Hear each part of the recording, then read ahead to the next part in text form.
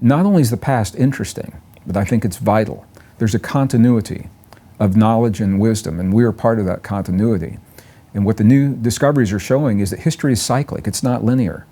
And we are most definitely in a cycle, repeating a cycle from the past. And the question is, are we going to make the same mistakes today that we've made in the past with the advanced technology that we have? And we're, you, me, our audience, our nations, we're deciding to answer that question right now. And it's up to us. And again, the individual change can actually change that future outcome. It doesn't take many people to actually change, and especially with the internet, with digital communications, very few people introducing ideas, new ideas. There's an openness now that I have never seen in my lifetime to embrace new ideas. When it appears that everything is set in stone, you know, it looks like everything's all buttoned up and locked down, it's very hard to introduce new ideas.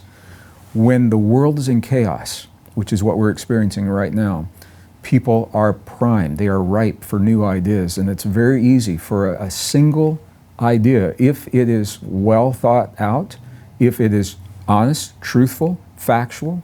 In my case as a scientist, if it's based on scientific principles, not just theory or hypothesis, but real science, there is a willingness to embrace those ideas, and that's what myself, my dear friends, colleagues, spiritual brothers, people like Joe Dispenza, Dr. Bruce Lipton, many others, in our own ways, we found that openness is here, and we've dedicated our lives to sharing what we have come to know with the people who are open to listening to it.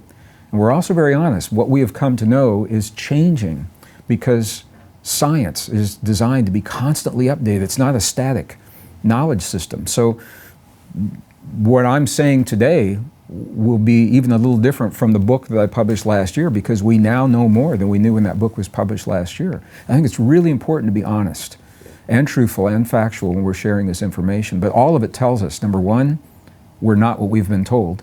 Number two, we're more than we've ever imagined. And number three, that we have as individuals and collectively a potential that is so grossly untapped. We have a potential within us.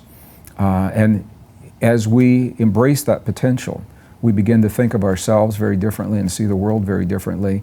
And to me, this is where the end of hate begins.